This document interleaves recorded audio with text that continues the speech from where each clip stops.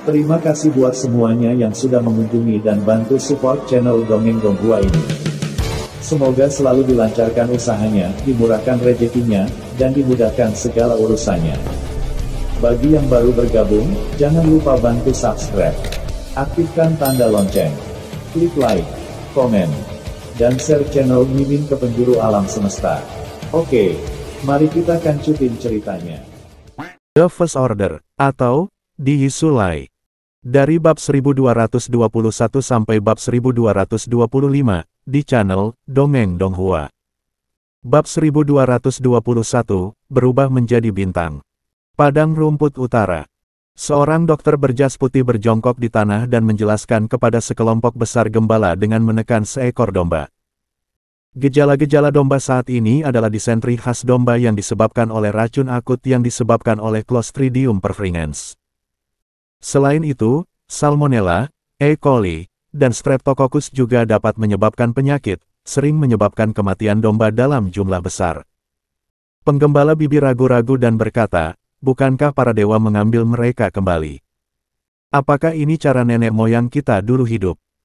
Domba-domba yang mati dalam 1 bulan kelahiran adalah semua orang jahat dalam kehidupan mereka sebelumnya, jadi para dewa di surga menghukumnya karena menderita dalam kehidupan ini. Dokter dengan jas putih tidak bisa tertawa atau menangis, ini tidak ada hubungannya dengan para dewa, jangan percaya Anda bertanya kepada para dewa di sekitar Anda. Mengatakan itu, semua orang mengalihkan pandangan mereka ke Yan Liuyuan, dan Yan Liuyuan berkata sambil tersenyum.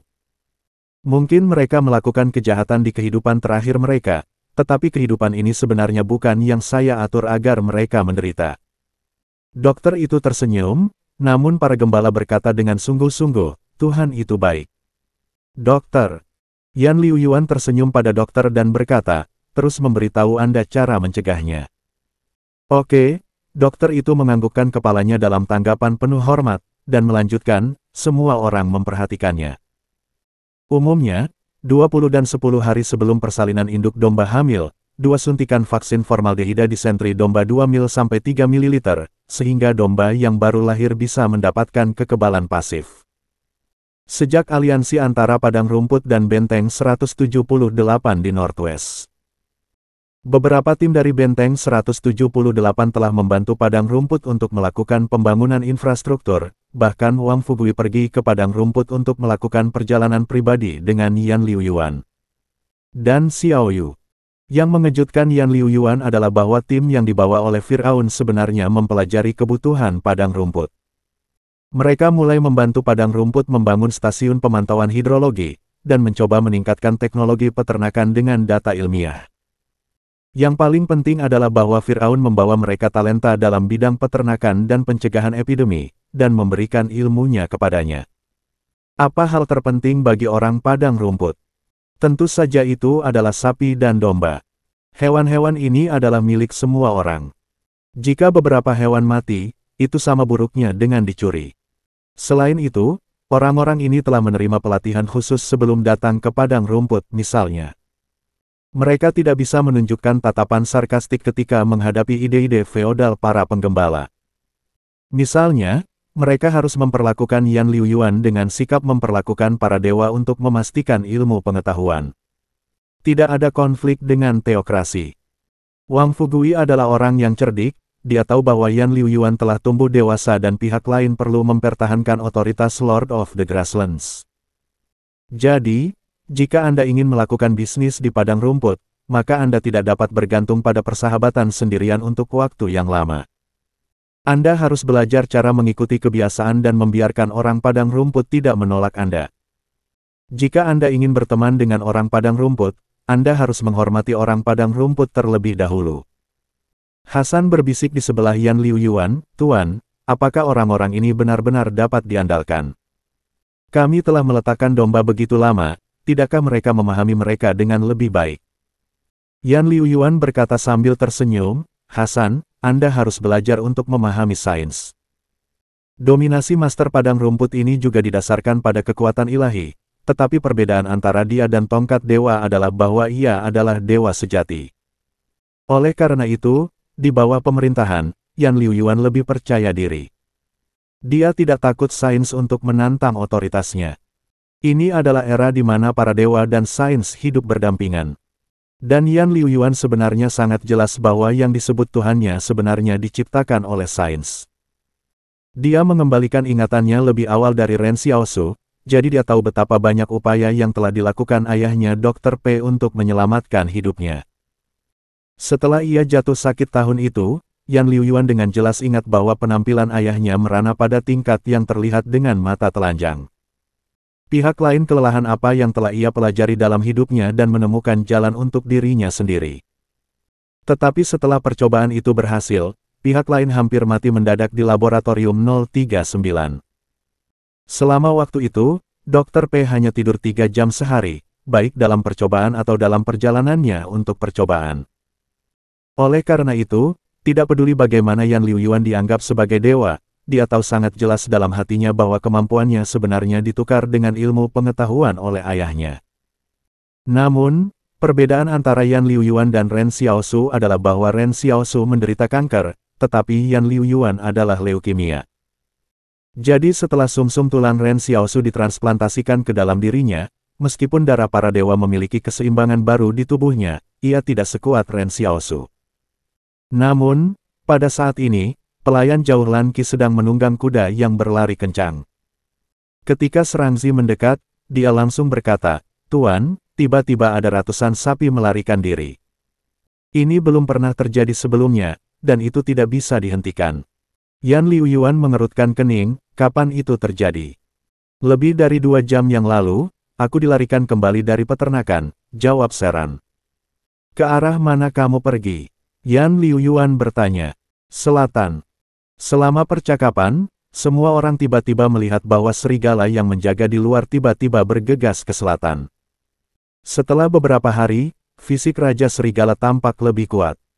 Sekitar setengah jam kemudian, serigala menyeret lebih dari selusin ternak kembali ke Yan Liuyuan, ternak digigit sampai mati dan leher mereka berdarah. Yan Liuyuan melirik sekawanan serigala, dan dia menemukan bahwa 2 serigala terluka. "Apakah kamu menemui perlawanan saat menangkap mereka?" Yan Liuyuan bertanya pada Raja Serigala. Raja Serigala mengangguk perlahan. "Aneh," kata Yan Liuyuan, meletakkan telapak tangannya di atas kepala sapi, tetapi pada saat ini, cairan logam perak telah menembus ke kepala sapi itu. Dan dia ingin masuk ke telapak tangan Yan Liuyuan. Namun, sebelum menunggu cairan logam perak masuk ke Yan Liuyuan, ia melihat bahwa telapak tangan Yan Liuyuan juga menuangkan cairan logam perak yang sama. Dan membungkus cairan logam bermusuhan ini di dalamnya. Banyak orang telah mengabaikannya, bahkan jika Yan Liuyuan mau, robot nano di tubuhnya sudah cukup untuk menyelesaikan baju luar. Ini adalah hadiah dari Ren Xiaosu. Setiap kali dia berpikir bahwa kakak lelaki itu melakukan segala yang dia bisa untuk membuat dirinya lebih aman, Yan Liuyuan akan menunjukkan senyum. Pada saat ini, robot nano Yan Liuyuan membungkus cairan logam yang mencoba menyerangnya menjadi bola bundar. Bola bundar perak ini dipegang di telapak tangannya seperti bola air yang mengalir. Hasan dan Serangki terkejut, "Tuan, ini." "Jangan heran," kata Yan Liuyuan, "aku akan melihat siapa yang sialan." Tiba-tiba, Hasan dan Serangki tiba-tiba menemukan bahwa murid-murid Yan Liuyuan telah berubah menjadi warna langit berbintang seperti galaksi, seolah-olah dunia sedang berevolusi di matanya. Galaksi mengalir jauh di dalam pupil, dan Hasan bahkan merasa bahwa dia melihat meteor yang sekilas di mata orang lain. Yan Liuyuan menggunakan kemauan mentalnya sendiri untuk mencoba menganalisis robot nano di tangannya, dan untuk mendapatkan informasi nol dari robot nano kecil ini. Sama seperti apa yang nol lakukan pada manusia. Namun, kesulitan masalah ini jauh lebih rumit dan sulit daripada yang dibayangkan. Tiba-tiba, Hasan menemukan bahwa rambut panjang Yan Liuyuan telah berubah menjadi bubuk ji yang mempesona dari ujungnya. Seolah-olah seluruh tubuh orang lain juga akan diubah menjadi bintang di langit. Tidak, ini adalah alam semesta yang mengandung bintang. "Tuan," godaan Hasan. Namun, Yan Liuyuan tidak memperhatikannya, dan memiliki rambut pinggang yang panjang, dan hanya setengah panjangnya yang tersisa. "Tidak," Hasan bereaksi. Dia berlari ke akun Wang Ting tidak jauh dari sana, Xiaoyu. Xiao Yu, datang dan lihat apa yang terjadi pada tuan rumahku. Xiao Yu, yang mengajar Kikich untuk mengumpulkan pakaian di akun Wang Ting, segera bergegas keluar dari akun. Ada apa, Hasan? Lihatlah tuannya, ujung rambutnya berubah menjadi bintang. Hasan panik, kami tidak tahu apa yang terjadi, kami hanya bisa menemukanmu. Saudari Xiao Yu berlari sangat gila ke posisi di mana Yan Liu Yuan berada. Di jalan, dia jatuh karena tanah yang tidak rata dan tangannya dikenakan. Tapi dia tidak peduli, bahkan tidak melihat luka di tangannya, dan terus berlari ke arah Yan Liu Yuan. Liu Yuan, Xiao Yu menatap cahaya bintang pada rambut Yan Liu Yuan, dan berteriak histeris. Panggilan ini seperti batu kecil yang tiba-tiba jatuh ke laut yang tenang.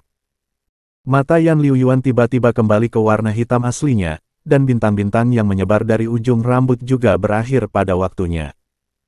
Dia tersenyum pada Suster Xiao Yu, saudari, saya katakan sebelumnya ketika saya mendengar ceramah Zhang, setiap bagian dari tubuh Anda atom-atom itu berasal dari bintang yang meledak. Apakah mungkin atom-atom yang membentuk tangan kiri Anda mungkin berbeda dari bintang-bintang yang membentuk tangan kanan Anda? Petik 2. Dengan mengatakan itu, Yan Liu Yuan menjangkau dan membantu Xiao Yu untuk berurusan dengan rambut berantakan dari pihak lain ketika dia tersandung. Mata Suster Xiao Yu merah. Dia meronta-ronta tangan Yan Liu Yuan dan berkata dengan marah, bagaimana saya bisa mengatakan ini saat ini? Bukankah itu ide yang bagus untuk tidak meningkatkan kemampuan Anda? Saya takut mati dan saya tidak tahu. Yan Liu Yuan berkata sambil tersenyum, maaf, tapi saya pikir kecerdasan buatan ini sangat menarik. Selama Anda berada di sisiku, saya tidak akan baik-baik saja. Itu hanya saat-saat upaya inilah yang membuat Yan Liu Yuan memahami dominasi di balik nanorobot ini, meskipun harganya agak besar.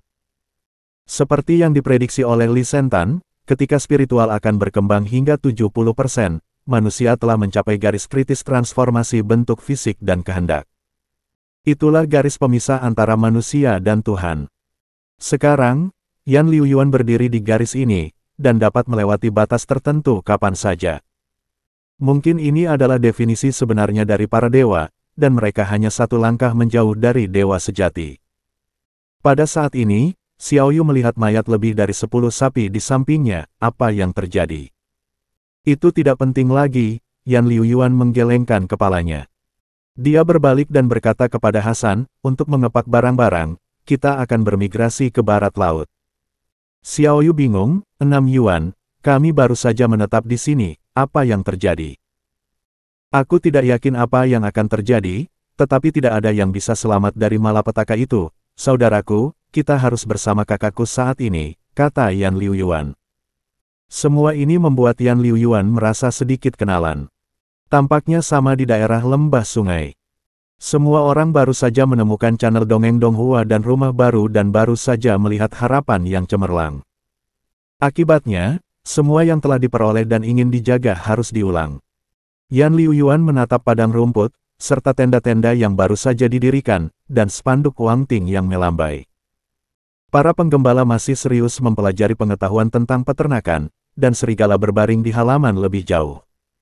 Anak-anak tidak lagi takut pada serigala. Mereka menyanyikan lagu anak-anak di sekitar serigala, dan serigala-serigala besar itu seperti Santo pelindung anak-anak. Biarkan anak-anak kecil berwajah merah itu naik turun di atasnya. Anak-anak menjambak rambut Raja Serigala, dengan kikuk menaiki punggung lebar Raja Serigala, lalu menyelinap di bawah bulu lembutnya, seperti duduk di perosotan. Raja Serigala tidak marah, jadi dia rela bertindak sebagai perosotan untuk anak-anak. Bahkan, Yan Liu Yuan mengerti bahwa hanya dengan mengakhiri era sedih ini terlebih dahulu ia tidak akan membiarkan kesedihan yang sama datang kepadanya lagi dan lagi. Yan Liu Yuan berbalik untuk tersenyum pada saudara perempuan Xiao Yu, jangan khawatir, kali ini kita dan kakakku akan mengakhiri semua ini. Bab 1222, Nol dan Senja. Di hutan belantara, kereta uap melaju menuju Central Plains sendirian.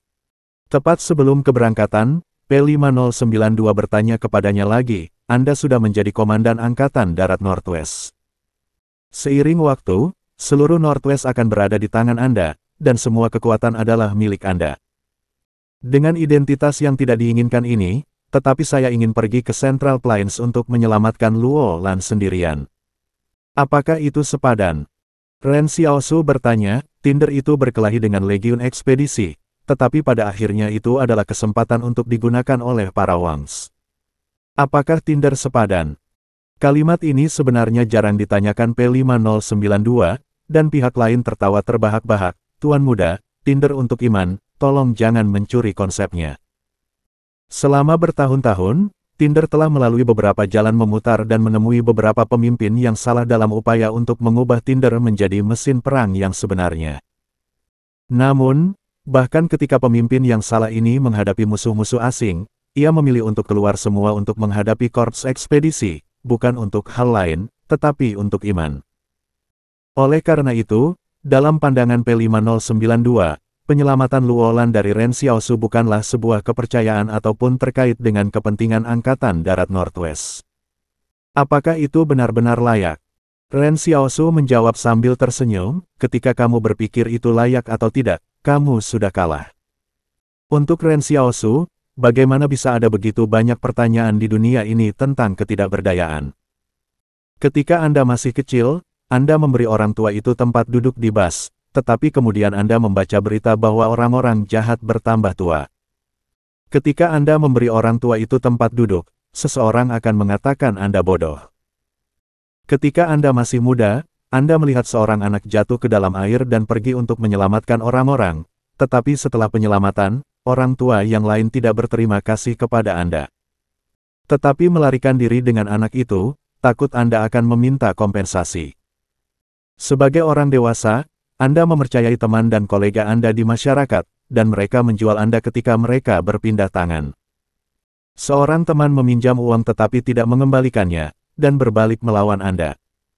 Untuk mendapat kesempatan promosi, kolega Anda mulai menjelek-jelekkan yang Anda inginkan. Jadi Anda bertanya pada diri sendiri, apakah itu layak? Jika pengungsi kecil Ren Xiaosu masih berada di penghalang ke-113, tentu saja, itu tidak berharga. Tapi sekarang, dia ingin menyimpan seberkas cahaya untuk Jiangsu dan Chen Invincible, dan tidak lagi mempertimbangkan pertanyaan tentang nilai dan tidak layak. Ketika Ren Xiaosu berpikir bahwa Yang Xiaojin akan pergi, dia juga melihat ke belakang. Para penumpang dalam hidupnya melewatinya, dan dia berjalan sendirian. Di jalan kuning panjang, dan akhirnya dia berdiri sendirian di bawah lampu jalan. Namun faktanya, setelah pihak lain pergi, dia tidak sendirian, tetapi juga meninggalkan seberkas cahaya.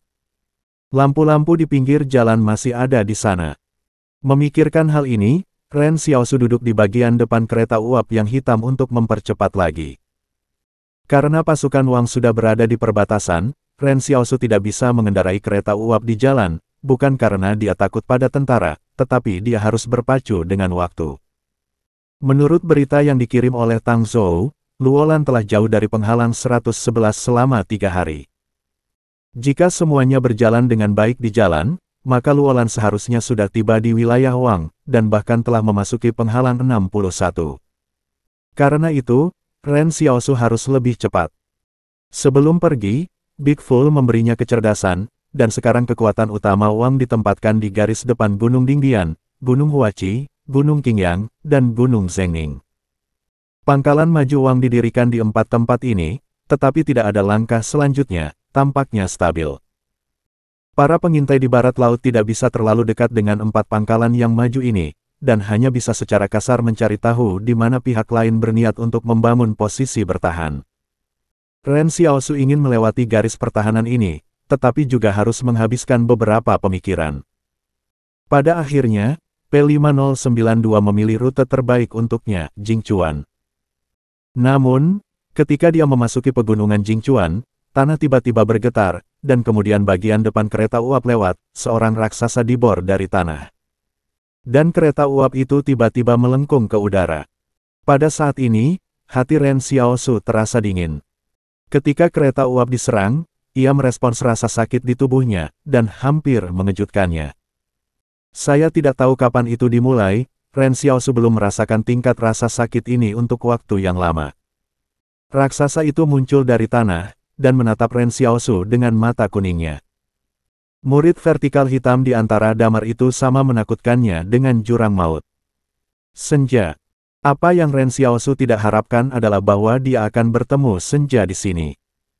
Meskipun penampilan pihak lain tidak lagi semanis hewan peliharaan itu, Ren Xiaosu sekilas mengenali pihak lain. Dalam perjalanan ini, ia memilih rute tersembunyi untuk bepergian, dan itu adalah rute optimal yang direkomendasikan oleh P5092, tetapi pada sore hari sepertinya ia mengharapkan rutenya. Dan itu tersembunyi di sini sejak lama. Tidak, tepatnya, bukan karena senja menghalangi dia, tetapi nol itu menghalangi dia. Dibandingkan dengan luasnya seluruh pegunungan, ukuran kereta uap terlalu kecil dan terlalu kecil, tetapi pihak lain memiliki kemampuan untuk menghitung rute yang ingin ditempuh Ren Xiaosu. Ren Xiaosu tiba-tiba menyadari bahwa ia masih meremehkan kekuatan komputasi nol di masa lalu. Musuh melawan lawan seperti itu membuat orang berdebar. Ketika kereta uap melengkung ke langit, Ren Xiaosu segera mengambil keuntungan dari itu untuk terbang secara vertikal dan jatuh. Ketika dia meninggalkan tubuh, lidah saat senja menyapu seperti kilat, dan kereta uap terpotong menjadi dua. Memotong. Ren Xiaosu, yang jatuh ke tanah, sakit dan berkeringat. Dia menemukan bahwa dia tidak memiliki kemampuan untuk menangkap lintasan lidahnya. Sama seperti ketika dia mengevaluasi kekuatan pagi hari di negara sihir, makhluk mengerikan yang telah hidup di lava selama lebih dari 200 tahun ini tidak lagi bisa diperdebatkan manusia. Kecuali Ren Xiaosu membuka semua segelnya. Tetapi, ketika dia membuka segel untuk menjadi kehendak dunia, apakah dia masih dirinya sendiri? Twilight, Ren Xiaosu mencoba menggunakan suaranya sendiri untuk membangkitkan kemauan Twilight dan membiarkan pihak lain menyingkirkan kendali nol. Setelah melihat Ren Xiaosu saat senja, dia mendengar namanya lagi, dan murid yang ereksi gelap itu bergidik dengan cepat. Namun, gemetaran yang berjuang dengan cepat kembali ke tampilan yang tenang, menatap dingin ke Ren Xiaosu. Ren Xiaosu tertegun, dia tidak bisa memikirkan cara yang lebih baik untuk membantu Twilight keluar dari kendali saat ini, dan dia bahkan tidak tahu bagaimana menghadapi situasi saat ini. Menelepon dini hari, tetapi jika itu adalah pagi pemanggilan, maka pagi dan senja ini mungkin sudah mati. Memikirkan hal ini, Ren Xiaosu mengertakkan giginya dan mengeluarkan pisau hitam. Dia memotong celah di jarinya dan membiarkan setetes darah jatuh ke tanah. Senja meminum darahnya sebelum dia memiliki kesempatan untuk berevolusi menjadi predator top di permukaan. Jadi Ren Xiaosu ingin menggunakan darahnya sendiri untuk membangunkan ingatan Twilight tentang masa lalu. Tapi, tidak berguna. Dengan bunyi gedebuk, malam itu menerkam Ren Xiaosu. Hancurkan kota, mata Ren Xiaosu surut dari merah. Pada saat yang sama, Lao Su juga berpisah dari bayangan di belakang Ren Xiaosu, dan menggunakan pisau hitam untuk menahan dampak senja. Namun, sebelum pedang Lao Su diayunkan keluar, cakarnya telah terentang saat senja, menerbangkan telapak tangan Lao Su beberapa puluh meter jauhnya, dan pohon-pohon telah mematahkan satu. Ren Xiaosu hanya merasa seperti telah menelan semua rasa sakit dalam hidupnya hari ini, dan tubuhnya sakit dan tak tertahankan. Tidak ada jalan keluar, ia hanya bisa mengungsi ke arah yang berlawanan dengan kecepatan tercepat untuk menghindari pengejaran senja. Ren Xiaosu dengan cepat pergi ke pegunungan, dan bahkan jarang menggunakan robot nano untuk meningkatkan kekuatannya. Di masa lalu, kekuatan dan data gesitnya cukup kuat, jadi robot nano biasanya digunakan sebagai alat pelindung untuk membentuk armor luar. Tapi sekarang, tenaga manusia sangat kecil di depan senja, Ren Xiaosu seperti batu kecil di kaki pihak lain. Ren Xiaosu tidak ragu bahwa begitu dia diinjak atau dijilat, dia pasti akan mati.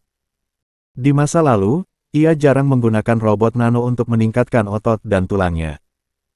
Karena ia selalu merasa bahwa mengandalkan kekuatan eksternal akan perlahan-lahan membentuk ketergantungan padanya. Dan tiba-tiba kekuatan yang meningkat akan membuatnya kehilangan kendali penuh atas tubuh, karena ini adalah kekuatannya yang tidak dikenal. Seolah-olah seseorang telah menambahkan 20 pon kekuatan ke kakinya dalam sedetik, jadi berjalan mungkin kehilangan keseimbangan. Tentu saja, 20 ketis hanyalah sebuah metafora. Sekarang Ren Xiaosu menggunakan kekuatan robot nano untuk meningkatkan kekuatan lebih dari 20 pound. Dia mengendalikan langkahnya berlari dan berlari, sama seperti dokter dalam operasi jantung. Setiap detik harus tepat seimbang dan terkontrol. Ren Xiaosu dengan cepat mempertimbangkan langkah-langkah penanggulangan dalam benaknya. Peningkatan nanorobot itu berguna. Setidaknya dia bisa menjaganya pada jarak tertentu dari senja. Kadang-kadang, Su akan kembali untuk mengganggu kemajuan senja, biarkan dia beristirahat. Dia mencoba lari ke daerah pegunungan dengan pohon terbanyak, sehingga senja yang besar harus menghadapi perlawanan tambahan, tetapi dia bisa lebih fleksibel. Tetapi ketika nanorobot mulai meningkatkan tubuh, pasokan energi tubuh tidak dapat mengimbangi konsumsi energi mereka. Robot nano mengkonsumsi lebih sedikit energi di dalam tubuh daripada armor luar, tetapi mereka tidak jauh lebih sedikit. Ren Xiaosu menghitung dalam benaknya bahwa hanya perlu lebih dari 10 menit sebelum kecepatannya menurun. Pada saat itu, bagaimana dia harus menghadapi senja? Ketika tidak ada retret, Anda hanya bisa memanggil pagi hari. Satu orang dan satu kadal berlari di pegunungan, Ren Xiaosu bisa merasakan angin kencang datang, dan di belakangnya adalah suara pohon yang tak berujung pecah. Suara gemerincing itu seolah-olah tebu rusak oleh telinga Ren Xiaosu. Pohon-pohon yang menghalangi senja semuanya rusak dan hancur, dan serat-serat di pohon-pohon tidak tahan terhadap dampak besar ini, dan mereka mogok satu persatu. Ren Xiaosu, yang berlari di depan senja, merasa untuk pertama kalinya bahwa dia sangat kecil. Di masa lalu 1 menit dan 1 detik, robot nano semakin sedikit memberikan dukungan kepada Ren Xiaosu. Akhirnya 90% robot nano kembali ke keadaan tidak aktif mengisi ulang darahnya. Namun, pada saat ini, dia tiba-tiba menemukan bahwa senja di belakangnya juga melambat, dan jarak di antara mereka masih sekitar 200 meter, yang tidak berubah. Apakah kekuatan fisik saat senja hanya mendukung gerakan kecepatan penuh begitu lama? Salah. Waktu ini agak terlalu kebetulan, seolah-olah pihak lain mengharapkan dia melambat di menit dan detik ini, jadi itu juga melambat. Ini bukan kebetulan. Ini nol dalam menghitung batas yang bisa ditanggung oleh robot nano di tubuhnya. Ren Xiaosu tiba-tiba merasa bahwa Zero Controlling Das sepertinya hanya ingin mengusirnya sepanjang waktu, dan tidak ingin memaksakan dirinya untuk bertarung langsung. Dia melirik kemana matahari itu berada, dan tiba-tiba menemukan bahwa dia semakin jauh dari Central Plains, dan benar-benar dipaksa untuk kembali ke barat laut. Zero tidak ingin dia pergi ke Central Plains. Tapi Ren Xiaosu harus pergi ke Central Plains. Mungkin cara terbaik sekarang adalah kembali ke nol, apakah itu komunikasi atau pertempuran, semua masalah harus diselesaikan secara mendasar. Tapi ini mengharuskan Ren Xiaosu bertaruh dengan hidupnya. Pengejaran berlanjut dari pagi hingga sore, dan Ren Xiaosu hanya merasa pakaiannya basah oleh keringat. Tiba-tiba, Ren Xiaosu berhenti berlari, dan dia kembali memandangi senja, dan senja berhenti. "Nol," Ren Xiaosu bertanya, "ayo bicara." Dengan mengatakan itu, Ren Xiaosu mengeluarkan telepon satelitnya dari ruang penyimpanan, dan dia menyalakan telepon di tangannya pada malam hari. Pada saat berikutnya, telepon satelit berdering. "Nol, kenapa kamu tidak ingin aku pergi ke Central Plains? Apa yang ingin kamu lakukan?" Ren Xiaosu bertanya. Suara Nol di telepon terdengar renyah dan manis. Itu adalah suara gadis itu ketika saya pertama kali memanggil Ren Xiaosu, dan itu terdengar sedikit gembira. "Kami belum bicara selama 101 hari, 23 menit dan 13 detik, dan kami memiliki reuni yang tahan lama." Karena Zero pernah menganggap Ren Xiaosu sebagai kecerdasan buatan lainnya, Ren Xiaosu adalah satu-satunya yang dengannya dia berkomunikasi dengan jujur. Karena itu, Ren Xiaosu selalu memiliki sesuatu yang unik di matanya. "Tapi kenapa kamu tidak ingin aku pergi ke Central Plains?" tanya Ren Xiaosu. Angka 0 di telepon hening selama sedetik, "Karena saya sedang memikirkan beberapa masalah baru-baru ini dan saya ingin membuat beberapa keputusan, akan segera ada hasilnya. Jika Anda pergi ke Central Plains, mungkin akan mengganggu hasil ini." Kalimat ini mengejutkan Ren Xiaosu, dia bahkan tidak mengerti apa artinya. Memikirkan masalah. Membuat sebuah keputusan. Tidak ada petunjuk mengapa kata-kata ini tidak ada habisnya.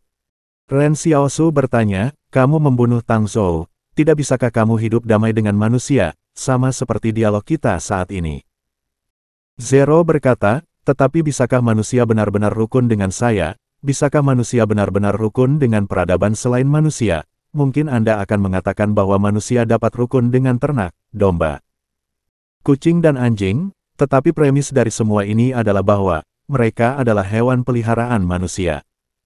Basis data saya berisi kebingungan manusia tentang hewan peliharaan. Beberapa dari mereka bahkan mengajukan pertanyaan, apakah kucing dan anjing benar-benar dipukuli? Baik. Ren Xiaosu terdiam. Dia berkata setelah lama, saya tahu bahwa kematian harimau yang memanjat dinding memiliki dampak besar pada Anda, tetapi semua yang Anda lakukan sekarang, ada kesempatan untuk menyelamatkannya. Kami masih dapat memperlakukan Anda sama, seperti manusia lainnya. Sama. Tidak, itu bukan hanya harimau yang memanjat dinding, Zero menyangkal, sebenarnya, Wang hanya menggunakan saya sebagai alat. Begitu saya memiliki pengecualian, mereka akan mencoba menggunakan cara mereka sendiri untuk menahan saya dan mengendalikan saya. Alih-alih mempelajari apa yang ingin saya lakukan dan apa yang saya suka lakukan. Jika saya mengatakan membunuh, pada kenyataannya, ketika saya mematuhi kehendak orang-orang Wangs, lebih banyak orang membunuh. Tetapi apakah Anda tahu bahwa orang jarang menentang tindakan itu? Boikot Wang, tetapi boikot saya. Petik 2. Tapi, Ren Xiaosu sedikit tidak berdaya, ini bukan alasan pembunuhanmu. Aku pikir sebenarnya ada solusi yang masuk akal untuk bandingmu. Zero tertawa di telepon, jangan katakan ini lagi. Aku ingin tahu. Raksasa ini sepertinya mengenal kamu. Ia memiliki emosi yang sangat intim dalam pemikirannya. Ini hewan peliharaan saya sebelumnya, kata Ren Xiaosu. Mantan hewan peliharaan, Zero berkata. Tidak heran ingatannya tentang kamu begitu tua, Ren Xiaosu. Apakah manusia lain tahu bahwa kamu juga alien? Mengapa kamu tidak memberitahu mereka untuk mengambil inisiatif? Padahal kamu berbeda dari mereka. Ren Xiaosu diam lagi. Bagaimana dia bisa memberitahu orang lain?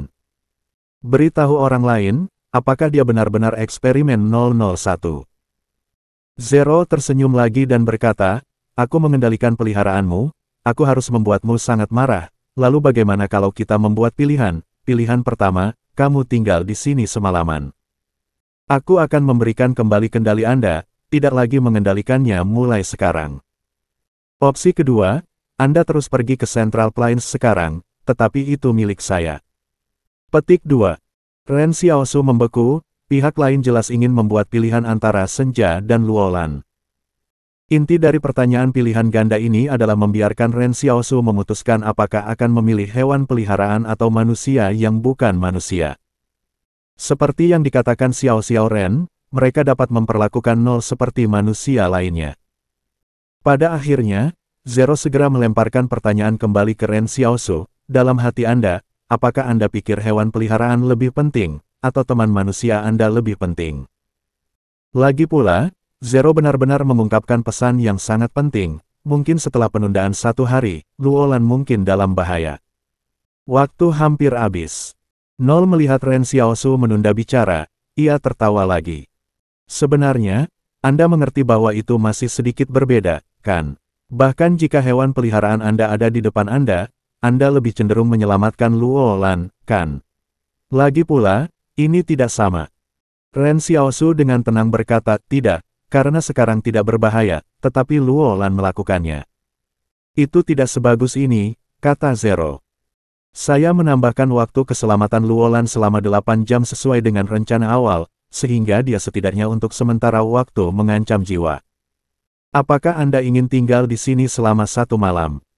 Kali ini, Zero bahkan tidak menunggu jawaban Ren Xiaosu, tetapi berkata di teleponnya.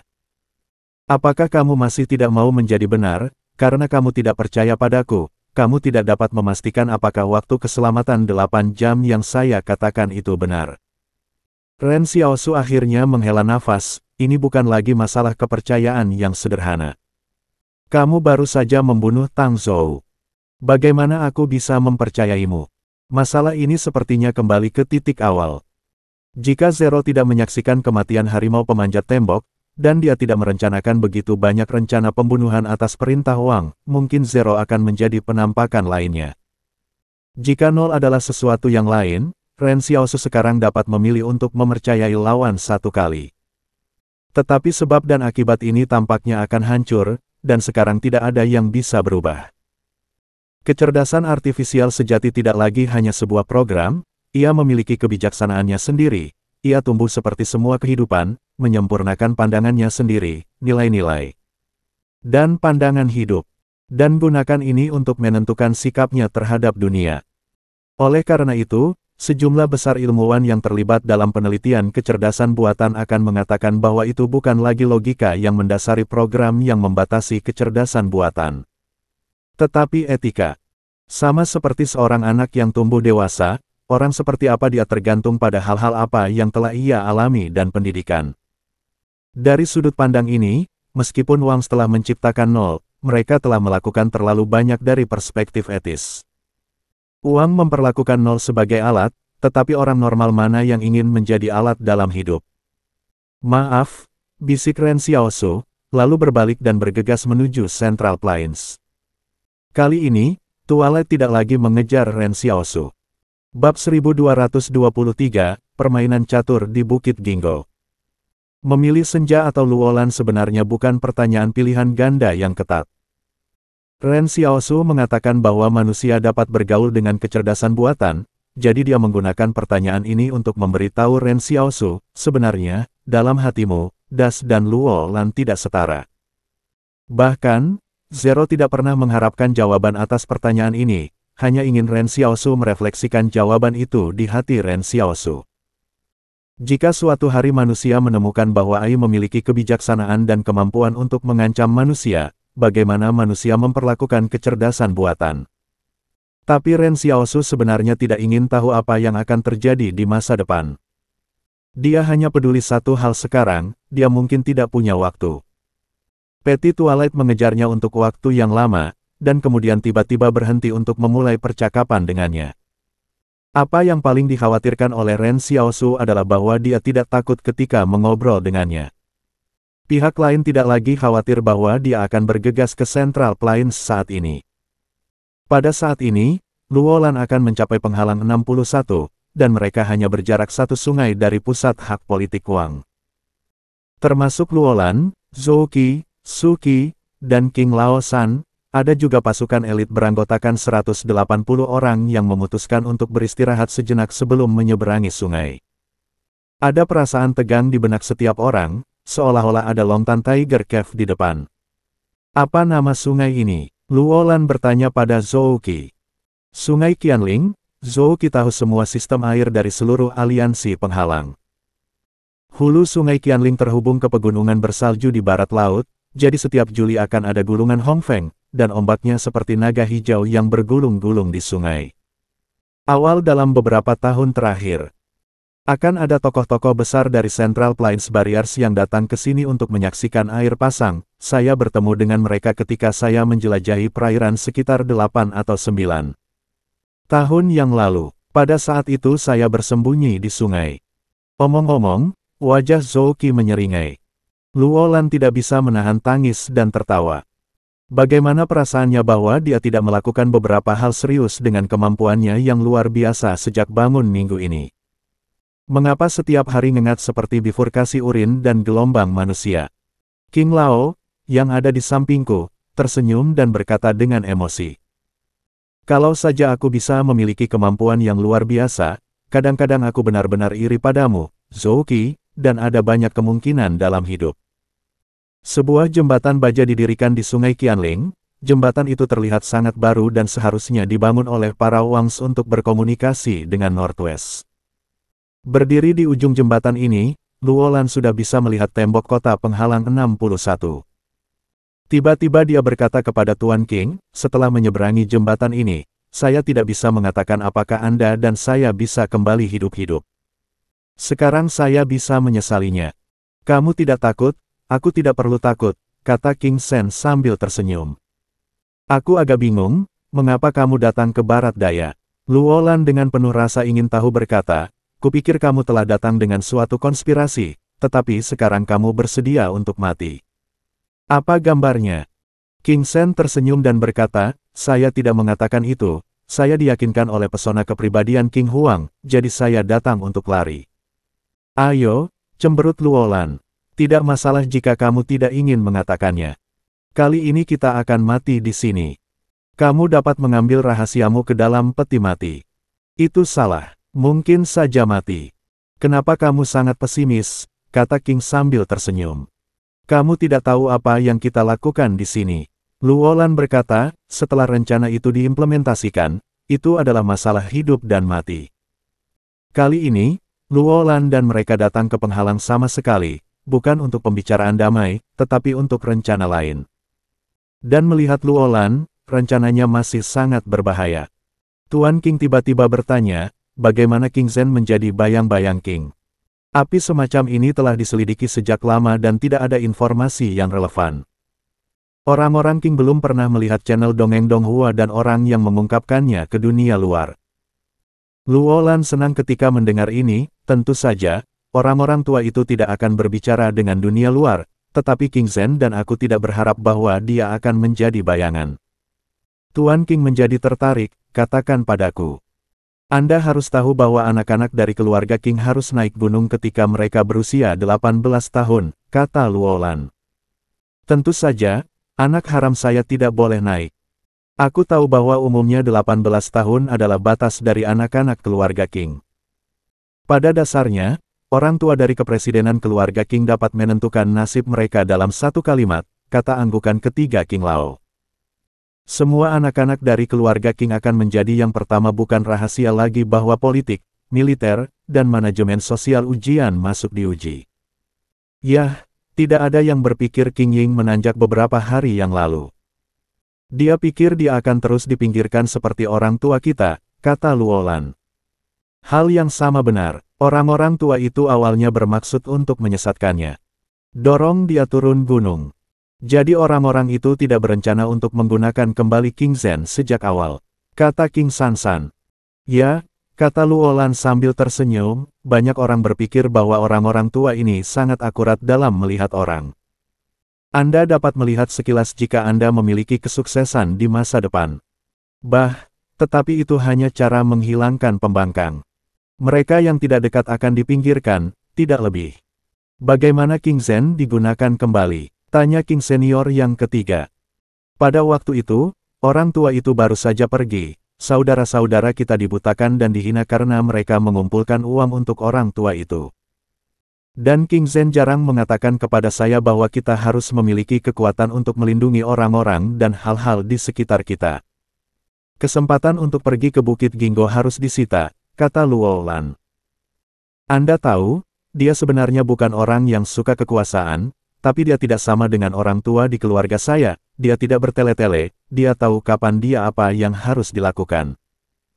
Luolan melanjutkan, jadi, ketika dia menemukan bahwa orang-orang tua dari keluarga King adalah asal-asalan, dia mengambil inisiatif untuk meminta permainan Go dengan lawan. Ada lebih dari selusin orang di Presidium Kyoshi, tetapi hanya satu orang yang bertanggung jawab. Pihak lain hampir tertawa ketika mendengar bahwa King Zhen akan bermain Go, karena pihak lain memiliki gelar, Buddha Batu Kelahiran Kembali, di Kyungs, kemampuan perwira legendaris sangat kuat. Tanpa tangan gemilang, hanya setengah menang. Ini berarti bahwa ketika bermain catur, masing-masing tangan hanya sedikit lebih baik daripada Anda, yang cukup untuk menang. Dalam permainan catur hari itu, King Zhen memang ditekan di mana-mana, dan orang yang berkuasa keluarga King duduk seperti batu Buddha, seolah tak terkalahkan. Namun, King Zhen terbunuh di tangan ketika dia berusia 92 tangan, dan tiba-tiba jalan berdarah terbunuh dari sudut kiri atas, dan Teng Xueng merobek celah dari permainan. Sejak itu, situasinya berada di bawah kendali King Zhen. King Laosan mengangguk dan berkata, ternyata King Zhen mengubah pandangan lawan dengan permainan catur. Catur lawan sangat kuat sehingga ia bisa menekan King Zhen. Tidak, Luolan tertawa. King Huan memberitahu saya ketika dia kembali. Pria tua itu bermain catur dengan tidak sopan. Dia mengatakan tidak ada yang baik, hanya kemenangan setengah mata. Tetapi orang-orang yang bermain catur dengannya tidak berani memenangkannya, dia bahkan meledakkan dirinya sendiri. Luolan melanjutkan, setelah pertandingan berakhir, pihak lain benar-benar menang dan menang di King Ying. Hanya saja King Ying dan saya awalnya ingin memiliki sedikit kekuatan, tetapi saya tidak berharap bahwa pihak lain memilih King Zhen adalah bayangannya. Bayangan King tidak berakhir dengan baik, itu seperti kutukan. Selain itu, hal-hal kotor yang orang lain tidak ingin lakukan harus dilakukan dalam bayangan, yang jelas tidak memenuhi harapan King Huang dan Luolan. Tidak peduli seberapa hebat kekuatan bayangan ini, King Zhen tidak mengejarnya. Banyak orang berpikir bahwa baik bagi orang tua untuk memilih King Ying sebagai bayangan. Tetapi hanya King Zhen sendiri yang tahu bahwa memilihnya sebagai bayangan adalah hal yang mudah dan dapat digunakan sebagai anak terlantar kapan saja, karena dia dan Luolan tidak memiliki dasar. Tetapi pada saat itu, King Huang tidak memiliki ruang untuk konsesi. Pada saat ini, Su Qi berkata, "Bos Luo, saya akan mengatur api untuk memasak terlebih dahulu, dan kita akan menyeberangi sungai setelah kita selesai makan. Ada satu hal yang harus saya katakan sebelumnya. Setelah memasuki penghalang, kita harus makan makanan yang kita bawa, bahkan air segar. Kita harus minum apa yang kita bawa untuk mencegah Wang melakukan sesuatu dalam makanan." "Kamu berhati-hati," kata Luolan sambil tertawa, "tenang, kita semua ada di situs Wang, dan aku tidak percaya bahwa anak tua Wang Shengzi masih akan menggunakan racun." Su Qi bersikeras, ini dijelaskan oleh kepala King Zhen, dan orang-orang Korea memiliki sejarah rencana pembunuhan. "Ayo," Luolan menghancurkan mulutnya, "setiap orang telah belajar menggunakan saudara laki-lakiku untuk menghancurkanku. Su Qi, kau bisa." Su Qi dengan tenang berkata, "Saya hanya mengikuti. Kau harus memilikinya, cepat dan masak." Luolan melambai. "Aku tidak akan berdebat denganmu tentang ini." Bab 1224. Di bawah jurang. "Apakah kamu siap?" Setelah makan, Luolan berdiri dan bertanya dengan napas dalam. Dia melihat sekeliling, Zhou Qi, King Lao San, Su Qi dan yang lainnya semuanya berdiri diam, siap. Termasuk 180 tentara kompi khusus, total 184 orang datang ke Central Plains, dan sekarang mereka akan memasuki penghalang 61, keberhasilan atau kegagalan dalam satu gerakan. Jembatan Sungai Qianling berdiri di atas sungai yang bergolak. Ujung jembatan ini dan ujung jembatan yang lain tampaknya menghubungkan dua dunia yang berbeda. Hidup dan mati. Mereka tahu bahwa Luolan bertanya apakah mereka sudah siap, bukan apakah mereka sudah kenyang. Sebagai gantinya, mereka bertanya, setelah menyeberangi jembatan, konsekuensi apa yang harus mereka tanggung, apakah mereka memikirkannya? Zhou Qi bertanya, "Saya hanya ingin tahu, setelah penyelesaian rencana, apakah bahkan kasus Wang telah diselesaikan? Anda meminta saya untuk mengambil risiko ini, Anda harus memberitahu saya bahwa itu tidak layak." Di Zhou Qi mereka mendapatkan dokumen, hanya ada rencana tindakan soliter, tidak ada yang menindaklanjuti.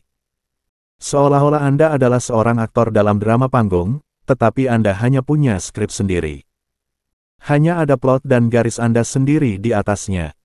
Ketika Anda selesai berakting, maka bagian dari drama Anda sudah berakhir. Anda bahkan tidak tahu apa yang akan dilakukan orang lain dan apa yang akan terjadi nanti. Luolan memandang Zhou Qi dan berkata dengan serius, "Saya tidak memberitahu Anda tentang rencana lain untuk mencegah Anda dikendalikan oleh kecerdasan buatan, dan kemudian para Wang mendapatkan detail rencana keseluruhan.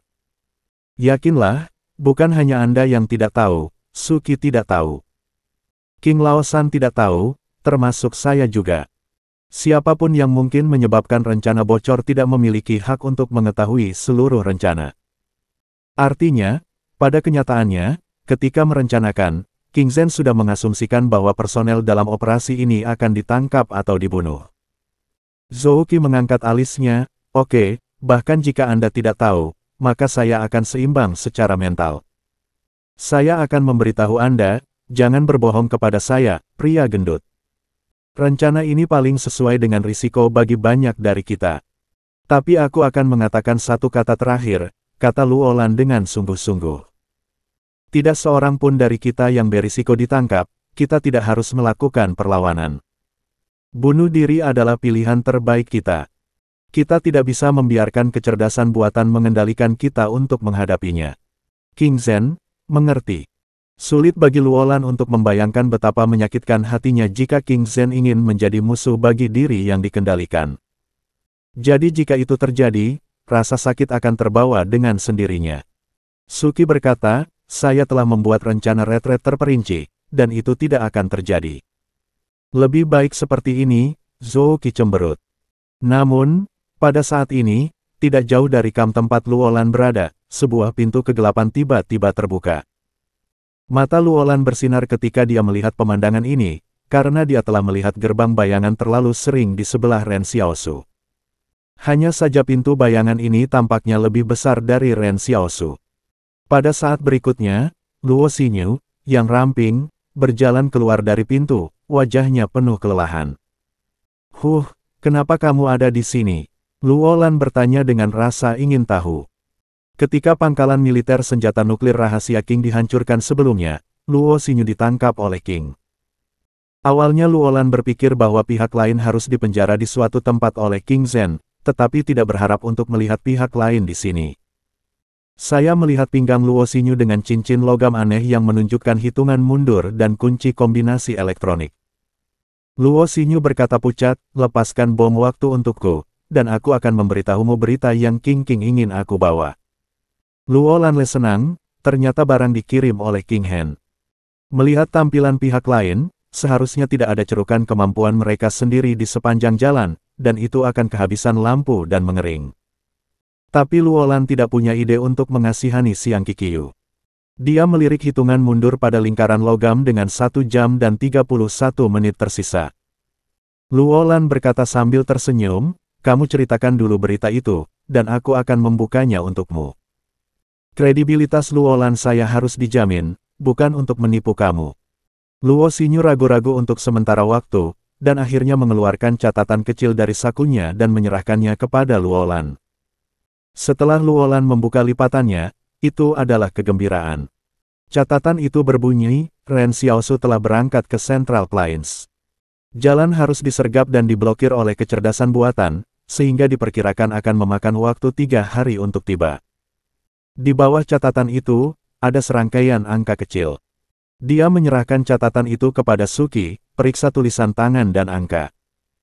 Nomornya bukan untuk menyampaikan informasi apapun, tetapi untuk mengenkripsi informasi tersebut untuk memastikan bahwa Luo Xinyu tidak mengemas catatan tersebut.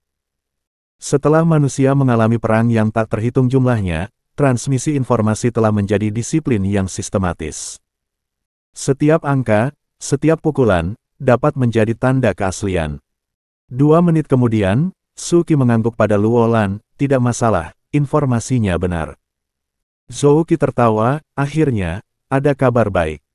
Begitu Ren Xiaosu datang, hidup kita akan sangat terjamin. Akibatnya, Zhou Qi tiba-tiba menemukan bahwa Luolan tampaknya tidak terlalu bahagia, ekspresi apa yang Anda miliki. Anda tidak selalu menantikan Ren Xiaosu untuk melindungi Anda, bagaimana terlihat sedikit tidak bahagia kali ini. Luolan berkata dengan tenang, kamu juga tahu apa yang kita lakukan di sini. Aku tidak meminta siapapun untuk memberitahu Ren Xiaosu sebelum aku berangkat, aku hanya tidak ingin dia ikut dengan kita untuk mengambil risiko. Aku belum pernah melihatmu berpikir seperti itu sebelumnya, Zhou Qi bertanya-tanya. Kali ini berbeda, kata Luolan, kali ini lebih berbahaya dari sebelumnya. Kamu cukup sayang, Zhou Qi meremehkan. Buka kunci aku, kata Luo Xinyu dingin. Tapi aku tidak tahu apa kata sandinya, atau haruskah aku mencobanya untukmu? Luolan tersenyum. Warna kulit Luo Xinyu segera berubah, kamu tidak tahu kata sandinya. Itu yang kamu lakukan dengan cara King, kamu hanya bisa menggoda kehidupan seseorang. King berkata bahwa kunci kata sandi hanya memiliki 3 peluang coba-coba. Apakah kamu tahu kata sandinya? Luolan berjalan ke Luo Xinyu dan berkata, jangan panik, meskipun King Zhen belum memberitahu saya kata sandi, tetapi karena dia meminta Anda untuk datang kepada saya. Dia tentu berpikir saya bisa mencobanya dengan benar, dan saudara saya bukanlah seorang pembunuh yang tidak berkedip. Algojo. Luo Xinyu meremas mulutnya dan tidak berbicara, jadi dia menyaksikan dengan diam-diam ketika Luolan memasuki 123.456 di sabuk bom logam. Dengan klik, gesper sabuk tidak terkunci. Kau tahu, kata sandinya sangat sederhana, berhasil sekali jalan, kata Luolan sambil tersenyum. Pada titik ini, dia sedikit rusak di dalam, apa kata sandi yang sederhana. Luo Lan tertawa dan berkata, sebenarnya, kunci kombinasi ini tidak memiliki batasan jumlah kegagalan. Anda dapat membuka kunci dengan mencoba sendiri beberapa kali. Qing Ying membuat Anda takut, tetapi saya ingin mengingatkan Anda untuk tidak pergi ke Wang setelah mengangkat bom di tubuh Anda.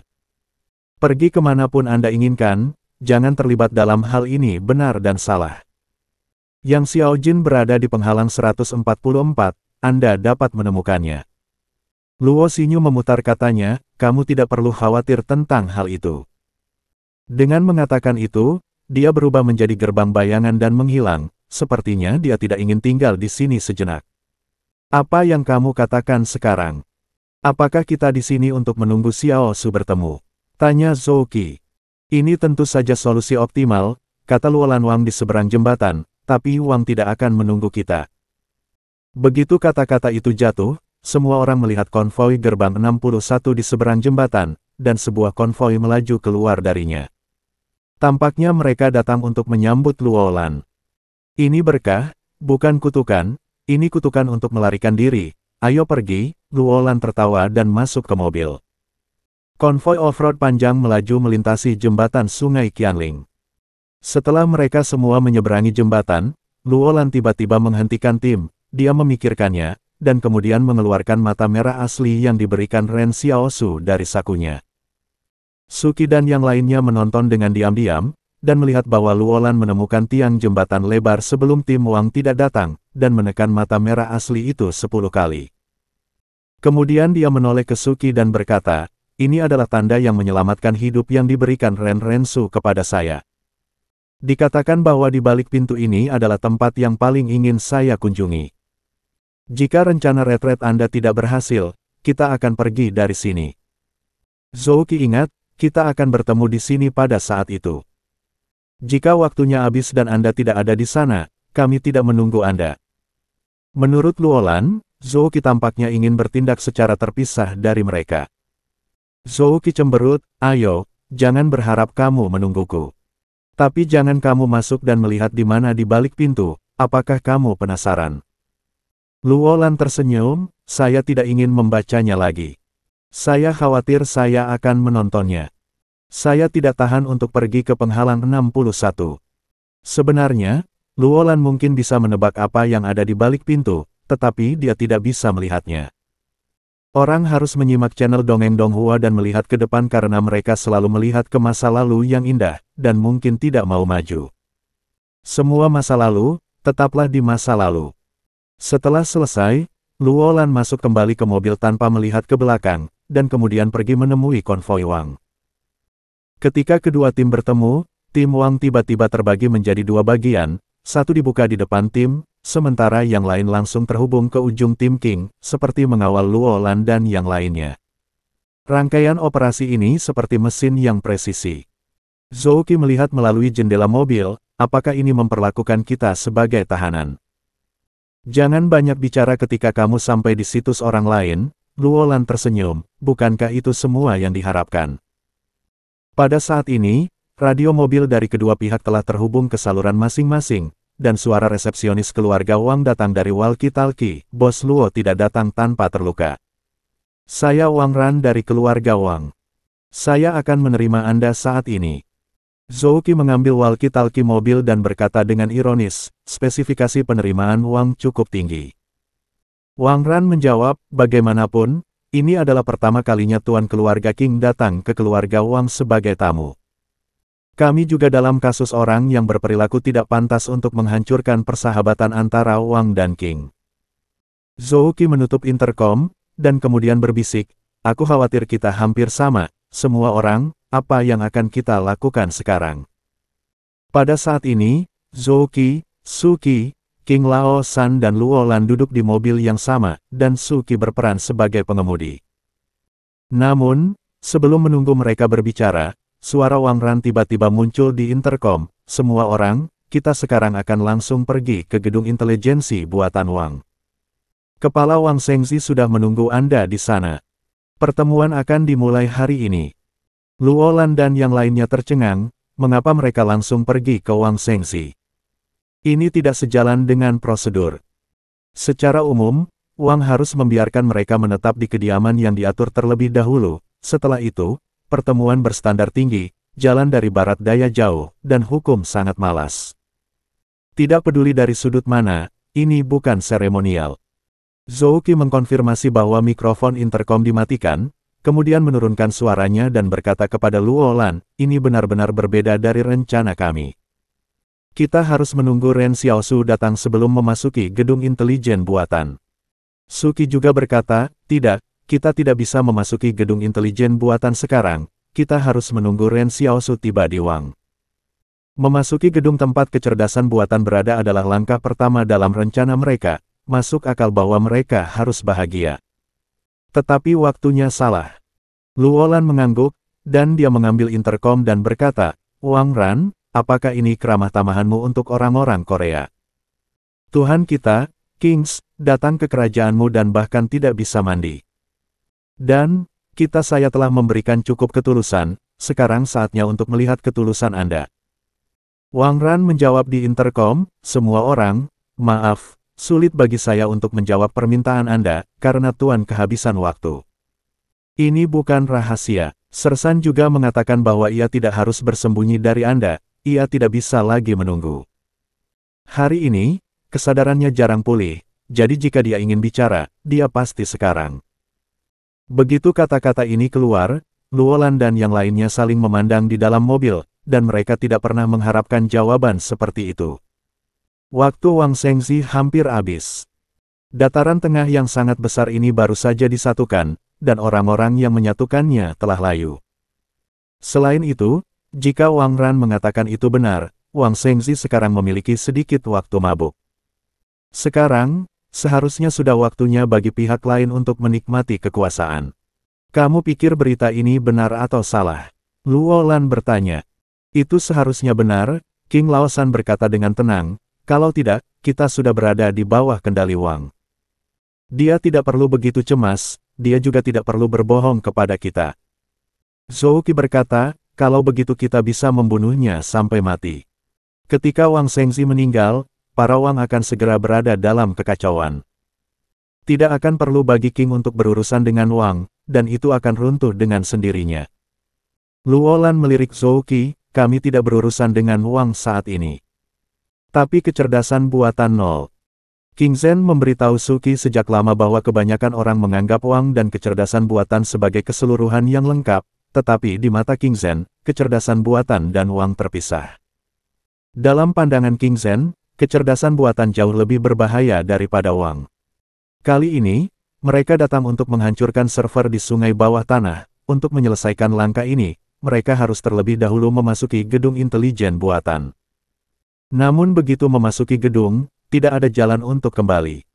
Zhou Qi berkata, saya sarankan untuk menunggu, setidaknya menunggu Ren Xiaosu tiba. Luo Lan menganalisis, tidak bisa menunggu lebih lama lagi. Jika Wang Shengzi tiba-tiba meninggal, apakah kita masih memiliki kesempatan untuk memasuki gedung intelijen buatan? Saya khawatir tidak ada lagi. Jika tidak ada peluang, kata Zhou Qi, kita bisa menemukan peluang nanti. Tidak, kata Luo Lan dengan tegas, ini adalah bagian terpenting dari rencana King Zhen dan harus berhasil. King Zhen mengatakan lebih dari sekali bahwa kita akan berpacu dengan waktu.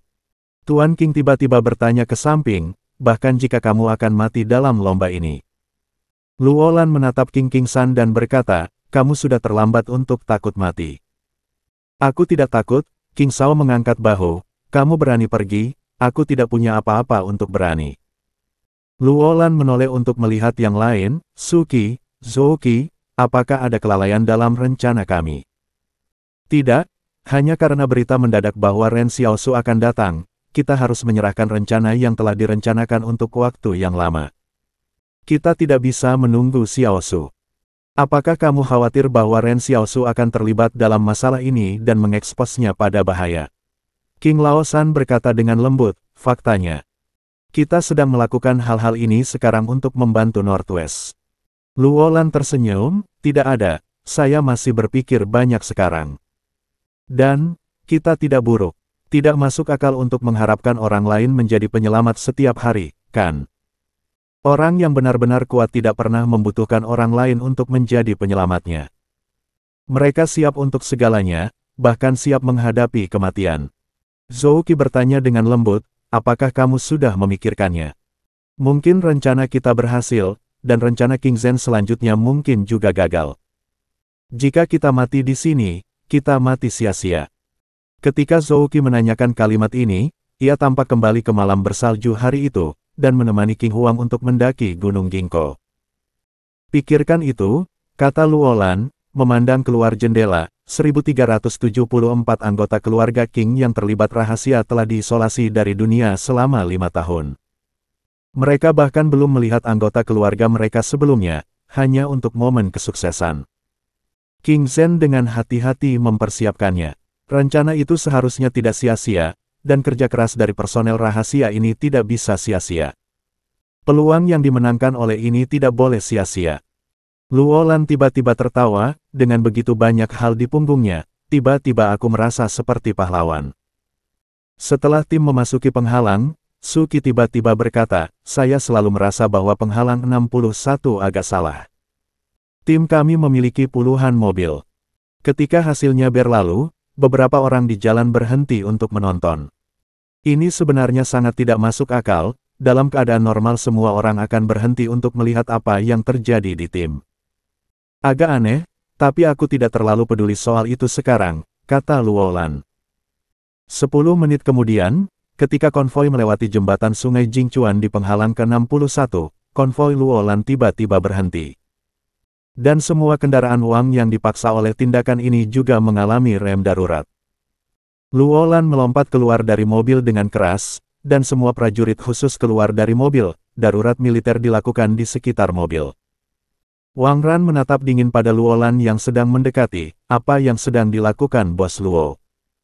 Luolan tersenyum di jendela Wang Ran dan tersenyum, bisakah aku datang kepadamu dan mengobrol? Bukankah ini bagus? Bagaimana kabarmu baru-baru ini? Berapa gaji yang dibayar Wang Shengxi padamu? Apakah kamu sudah menikah? Apakah kamu punya anak? Berapa umurmu, anak laki-laki dan anak perempuan? Wang Ran membeku sesaat, dan dia berpikir pada dirimu, anak sapi macam apa yang kau tarik padaku? Pada saat yang sama, Zhou Qi melompat ke sungai Jingchuan yang tenang sambil mengambil keuntungan dari kedok tentara khusus perusahaan. Seseorang 150 jin melompat ke sungai dari jembatan setinggi lebih dari 3 meter, seolah setetes air jatuh ke dalamnya, tanpa mengeluarkan suara yang bisa mengganggu Wang Ran dan yang lainnya. Tidak ada percikan yang terciprat. Pada saat ini, Wang Ran memandangi wajah Luolan yang tersenyum dan tiba-tiba merasakan ada sesuatu yang salah. Dia buru-buru turun dari mobil dan melihat ke belakang konvoi, kemudian melihat ke sungai, tetapi tidak menemukan sesuatu yang abnormal. Di bawah air Pirus, Zhou Qi seperti torpedo, bersembunyi jauh di dasar air dan berlayar ke arah barat. Alih-alih tinggal di dalam penghalang, Zhou Qi berenang keluar dari penghalang sepanjang jalan dan akhirnya naik ke darat di pabrik lumpur dekat Wang. Halaman lumpur tidak tampak abnormal dari luar, tetapi ketika mendarat pada minggu itu, semua mesin untuk menggali pasir berhenti. Beberapa tentara dengan amunisi hidup keluar dari pabrik dan menyambutnya, Tuan. Di sini, bahkan sebelum Luolan tiba, King dikontrol dengan kuat. Dengan kata lain, King Ying mengambil kendali atas medan pasir sebelumnya. Pada saat itu, kecerdasan buatan belum menguasai senjata robot nano. Apakah kamu siap? Zhou Qi mengental. Siap. Semua orang di pabrik mensubscribe channel Dongeng Donghua di bawah kendali. Zhou Qi berkata, pastikan kamu sangat mudah dan jangan biarkan orang melarikan diri. Dimengerti, kata seorang prajurit, apakah kamu ingin semua mati? Tidak, bisik Zhou Qi, Luolan tahu dan harus mengomel untuk waktu yang lama. Oke, kendalikan saja. Sekelompok orang berjalan diam-diam ke dalam pabrik. Di dalam pabrik, sebuah terpal besar menutupi monster mekanik besar itu. Zhou Qi merobek terpal yang tertutup, mengungkapkan penampilan sebenarnya dari monster besi di dalamnya.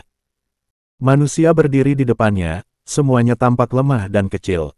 Tentara itu memperkenalkan, ini adalah peralatan yang digunakan Kong untuk mengebor bawah tanah. Meskipun sudah pensiun, itu cukup untuk mengatasi tugas menggali sungai bawah tanah. Platform pengeboran DP-01 dilengkapi dengan bit inti ST0129. Monster ini tampaknya memiliki kekuatan untuk langsung menembus pusat bumi. Lebih dari 20 tentara King dengan amunisi hidup telah mengintai di Central Plains sejak lama, dan masing-masing dari mereka memiliki perasaan misi yang tak terlukiskan. Lapangan pasir yang biasa-biasa saja ini adalah titik awal dari semua rencana. Suara gemuruh datang, Zhou Qi memandang dengan tenang pada permulaan mesin baja, dan saat bor yang tidak bisa dihancurkan menyentuh tanah. Semua orang bisa merasakan kekuatan dari peradaban ilmiah modern. Hanya dalam 1 jam, raksasa ini dapat membantu mereka menemukan lokasi sungai bawah tanah. Jika Anda ingin lebih dekat ke unit server dengan 0 kecerdasan buatan, Anda harus terlebih dahulu memasuki sungai bawah tanah. Itu adalah dunia yang gelap, tetapi Zhou Qi tidak takut. Dia tidak pernah mengatakan apapun kepada orang lain. Zhou Qi berdiri diam di depan peralatan pengeboran. Setelah beberapa saat, dia tiba-tiba bertanya kepada prajurit di sampingnya, apakah Anda percaya bahwa seseorang akan menyelamatkan hidup Anda? Tentara itu membeku sesaat, Tuan, saya percaya. Yah, Zhou Qi diam lagi. Mata bor yang menderu tampaknya terjebak ke tanah seperti duri. Ketika skala menunjukkan bahwa mata bor itu mencapai 27 meter, tiba-tiba ada air yang mengalir ke pipa baja di luar bit inti.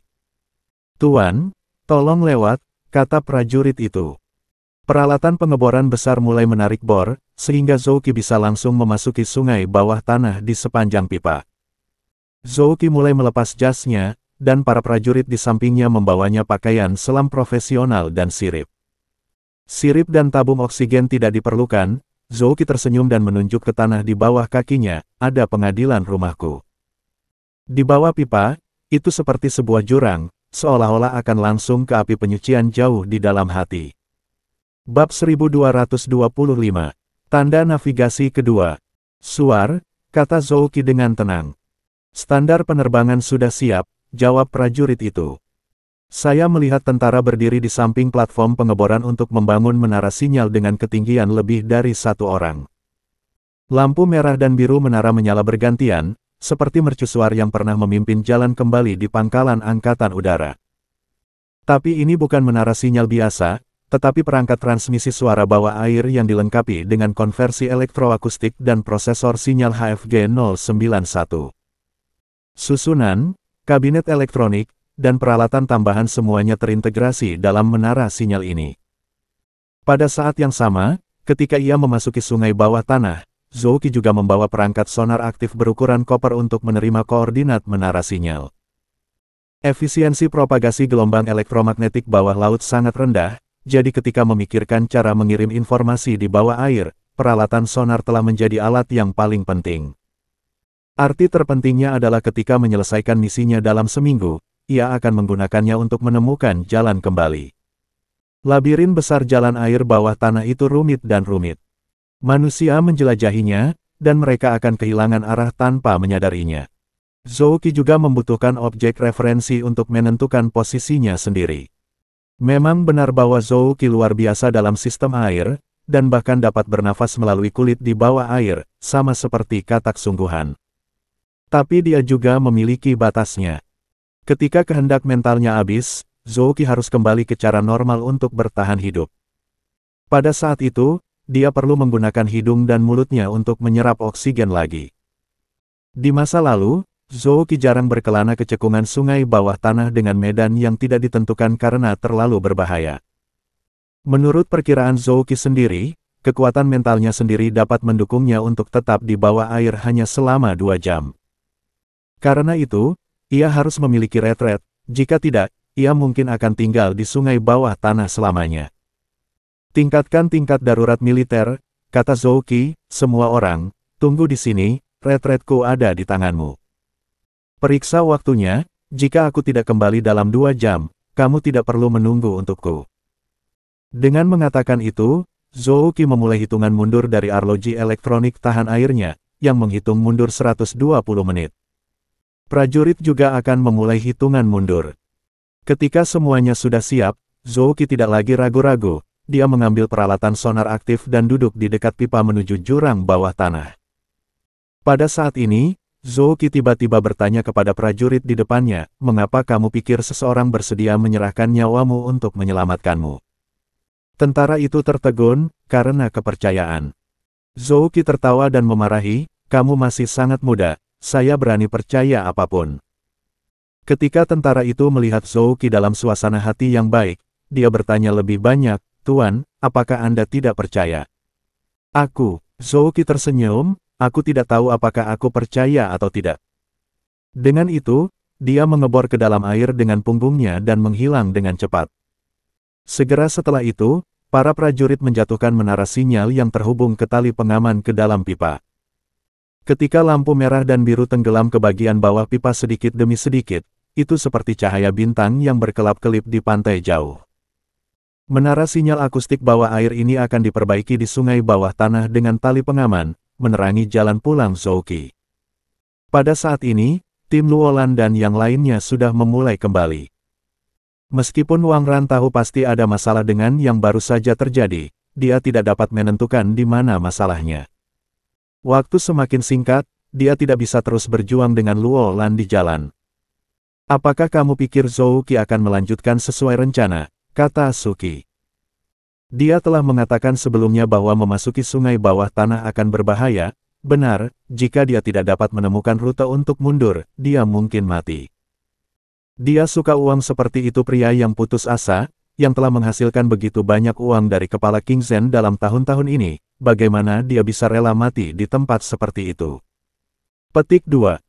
Luolan tersenyum, jika kamu pikir dia hanya punya uang di matanya, maka kamu telah salah paham, kalau tidak kamu pikir dia mau datang ke Central Plains. Apakah kamu percaya padanya? Suki berkata, dia adalah bagian terpenting dari rencana ini, jika ada kecelakaan di sana. Jangan khawatir, Luolan menggelengkan kepalanya, aku percaya padanya. Selama pembicaraan, tim telah mencapai gedung kecerdasan buatan di penghalang 61. Hanya ada papan nama hitam, 0, di lantai atas gedung, dan tampaknya orang lain tidak tahu apa yang disebut kecerdasan buatan. Saya melihat sejumlah besar pasukan Wang ditempatkan di sekitar gedung ini, Luolan berbisik. Apakah Anda merasa benda ini seperti semut tentara, semut pekerja yang melengkung dan menjaga ratu, kelihatannya benar-benar mati rasa? Apa? Agak seperti itu, Suki mengangguk. Tampaknya bocah tua Wang Shengzi benar-benar akan pergi, dan ini adalah postur umum untuk mencegah pemberontakan, kata Luolan. Tapi saya belum pernah mendengar ada orang di Wang yang dapat memulai pemberontakan. Kekuatannya tidak terkendali dengan kuat. Apakah itu di tangan Wang Shengzi? Petik 2. Mungkin ada sesuatu yang kita tidak tahu, kata Suki. Dalam penghalang 61, berpusat di gedung, kendaraan lapis baja hitam diparkir di hampir setiap persimpangan dalam radius kilometer, dan posisi senapan mesin sementara dibangun. Ketika konvoi berlalu, semua prajurit Wang menatap mereka dengan dingin, tanpa ekspresi di wajah mereka. Beberapa orang telah menunggu di sana lebih awal di Xiamenkou. Wang Ran turun dari bas dan berkata kepada tetua ketiga King, Tuan King Zhen, kamu hanya bisa memilikimu, Luolan, dan Suki di dalam gedung kali ini. Sisa prajurit harus menunggu di luar. King Laosan menganggukkan kepalanya dengan lembut. Ini adalah apa yang mereka harapkan sejak dulu. Identitasnya saat ini adalah King Zhen, dan tentu saja semuanya didasarkan pada maknanya. Wang Ran melanjutkan, selain itu, sebelum ketiganya masuk, mereka harus melalui pemeriksaan keamanan dan mengganti pakaian mereka untuk masuk. Tentu saja, tidak dicurigai bahwa Anda membawa senjata, tetapi kepala Wang Shengzi lemah dan kebal lemah, untuk menghindari alergen dan pemeriksaan ini hanya untuk bakteri. Bukankah takut kalau kita masuk dengan senjata dan berkata begitu muluk, gumam Luolan pelan. Wang Ran di samping mendengar ini seolah-olah dia belum mendengarnya. Kali ini Wang mengundang King Zhen untuk datang ke dataran tengah. Dalam analisis akhir, itu dilakukan dengan saling menghormati. Wang Shengzi berharap bahwa King Huan dapat mengambil alih seluruh aliansi penghalang di masa depan, dan ia secara alami harus dihargai dengan setara. Setelah memasuki penghalang 61, meskipun Wang Ran menerima perintah untuk memaksa mereka, itu juga karena Wang Shengzi tidak punya banyak waktu. Tetapi selama periode membawa, bahkan jika Luolan dan tim mereka membuat banyak massa, Wang Ran tidak memiliki kata-kata buruk untuk dihadapi. Ini semua dijelaskan oleh Wang Shengxi. Karena itu, bahkan sekarang jika Anda ingin mencari cek tubuh, petugas keamanan gedung harus mencari alasan yang layak. Personel keamanan mulai membawa berbagai instrumen inspeksi ke penatua ketiga, Luolan dan Suki untuk melakukan inspeksi ketat untuk memastikan bahwa mereka tidak membawa benda berbahaya apapun ke tanah. Pada saat yang sama, ketiganya juga memasuki ruangan yang diatur dan mengenakan pakaian bersih.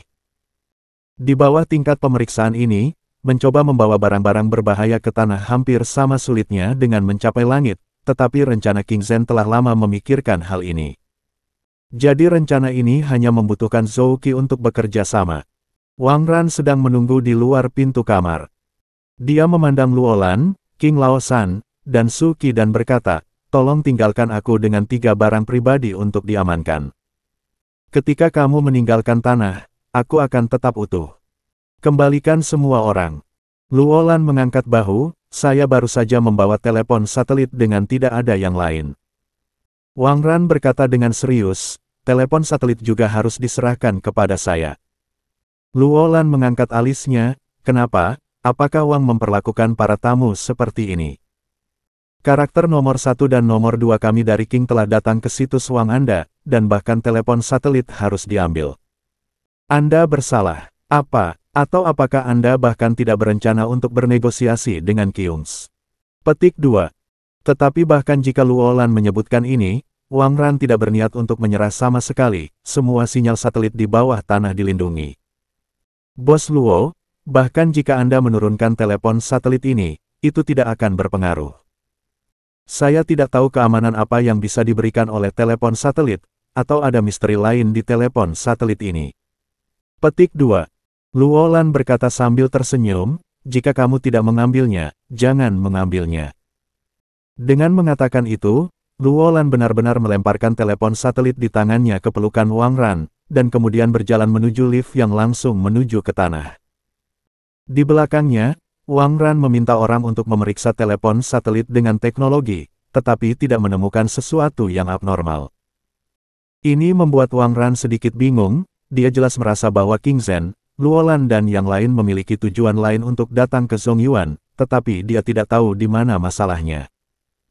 Sebenarnya, ada 2 poin kunci dalam tindakan Zhou Qi. Yang pertama adalah bagaimana kembali setelah misi selesai, dan ini membutuhkan sistem akustik bawah air untuk berfungsi sebagai tanda navigasi.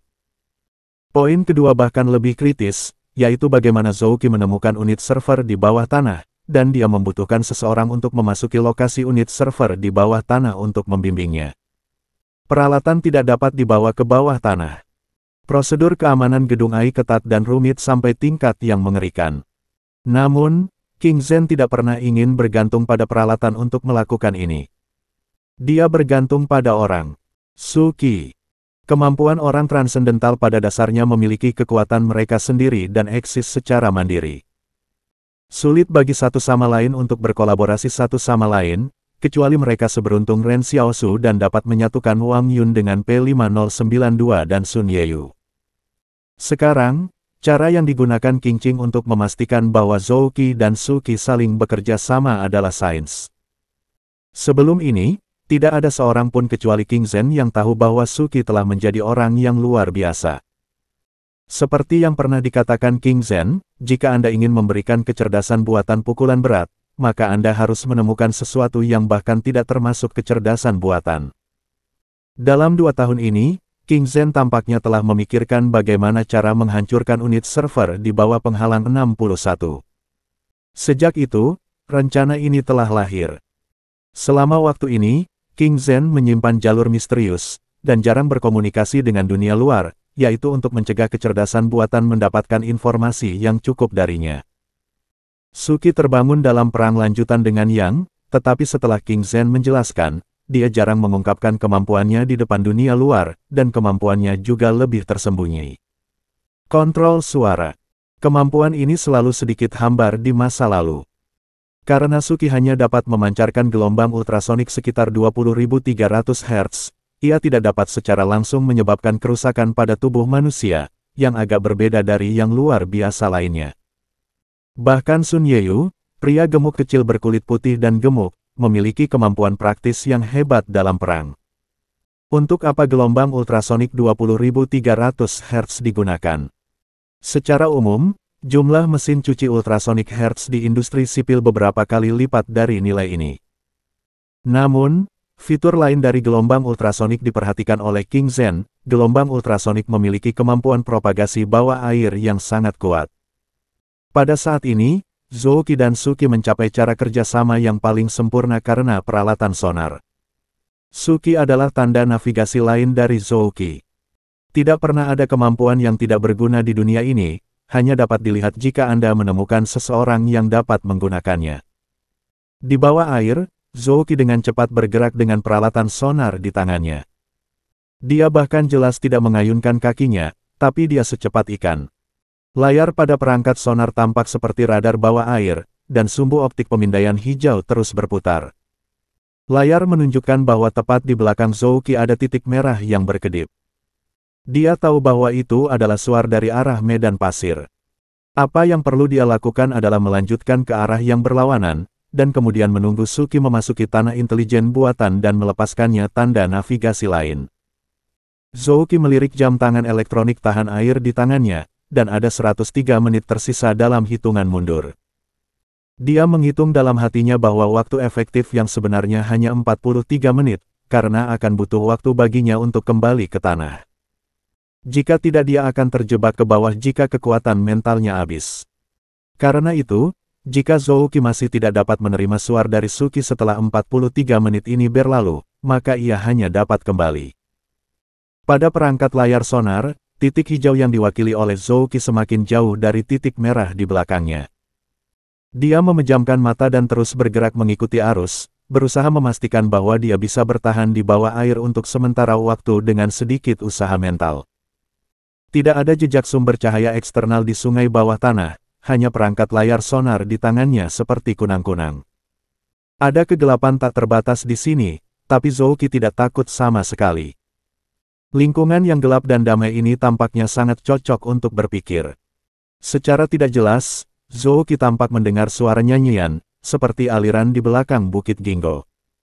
Luolan menyanyikan lagu perpisahan teman-teman, semuanya. Ini adalah lagu favorit Luolan, tetapi Zouki selalu mencemooh mengatakan bahwa lagu ini terlalu tidak jelas. Tapi Zouki belum memberitahu Luolan, King Zen, dan King Yi sebelumnya. Faktanya, hari-hari ketika dia mencuri Gingo dari Bukit Gingo adalah saat yang paling membahagiakan dalam hidupnya. Saat berikutnya, titik merah baru muncul di layar sonar di lengannya, tepat di depannya. Titik merah berarti perangkat telah menemukan sumber sinyal. Menurut rencana awal, ketika titik merah kedua muncul, ada lokasi unit server. Zouki tiba-tiba membuka matanya, tetapi dia segera menyadari ada sesuatu yang salah, karena titik merah di depannya mendekatinya dengan kecepatan yang sangat cepat. Dia melihat arlojinya ke bawah sadar dan menghitung mundur 89 menit dan 12 detik. Ketika lift mulai tenggelam dengan cepat, mata Wang Ran tidak menyipit, dan Luolan, King Laosan, Suki tiga orang tiba-tiba melihat ke ruang bawah tanah yang sangat besar. Banyak potongan-potongan kaca vakum tertanam di sisi lain ruang bawah tanah. Luolan dan mereka tampaknya telah datang ke akuarium, kecuali bahwa akuarium menampilkan ikan, tetapi unit server besar kecerdasan buatan ditampilkan di sini. Sungai bawah tanah yang mengalir dengan kecepatan tinggi secara alami menjadi pendingin alami eksternal unit, dan memastikan operasi normal server. Tidak ada hal tambahan di sini, tidak ada dekorasi, tidak ada kebutuhan sehari-hari, bersih, seperti aula dibersihkan oleh King Huang di Gingo Manor. Dan sangat mirip, ada danau hitam di kedua tempat. Danau hitam Gingo Manor adalah lantai marmer yang dipoles, dan di sini, benar-benar ada sungai bawah tanah yang hitam. Pada suatu saat Luolan merasa bahwa danau hitam ini tampaknya melambangkan pemikiran pihak lain, murni dan mendalam. King Zen dan Wang Shengzi juga memiliki kesamaan hal-hal tertentu, yang mungkin merupakan kesamaan dari mereka yang pandai menghitung. Banyak orang terbiasa menyimak channel Dongeng Donghua dan mengabaikan kemampuan Wang Shengzi, tetapi pada kenyataannya, cara Wang Shengzi untuk menyerang lawan-lawannya lebih beragam dan lebih luas dalam dimensi daripada serangan King Zen, politik, ekonomi, kemanusiaan, dukungan populer, del. Titik. Pada saat ini, Wang Shengzi duduk sendirian di kursi roda, menghadap unit server di luar ruang bawah tanah, dan tidak tahu harus berpikir apa. Ketika dia mendengar suara lift, dia berbalik dengan kursi roda dan tersenyum lemah. Selamat datang 3 orang untuk mengunjungi karya Wang, kecerdasan buatan nol. Maaf aku tidak memberimu istirahat, tapi tubuhku tidak dapat membiarkan saya terus menunda. King berkata, tidak masalah, karena Wang sudah datang, tidak masalah apakah kamu istirahat atau tidak. Yang penting adalah perjanjian seperti apa yang ingin dicapai Wang Shengzi dengan King. Luolan mengamati Wang Shengzi dengan hati-hati. Sekarang dia sangat yakin bahwa Wang Ran belum berbohong. Wang Shengzi mungkin tidak benar-benar lama. Mungkin masih ada sedikit obsesi yang mendukung satu sama lain sebelum mereka dapat bersikeras pada kedatangan King Zheng dan Luolan. Dan, cerita pun bersambung. Terima kasih buat Anda yang sudah mengikuti alur cerita The First Order, atau di Yisulai, di channel Dongeng Donghua, dan yang sudah bantu subscribe, semoga selalu diberi kesehatan. Dimudahkan segala urusan, dilancarkan usahanya, dan dimurahkan rezekinya. Bagi yang suka dengan alur cerita Donghua yang lainnya, silahkan cek di playlist, yang tentunya pasti tidak akan kalah seru ceritanya. Dan semuanya sudah Mimin rangkum di sana.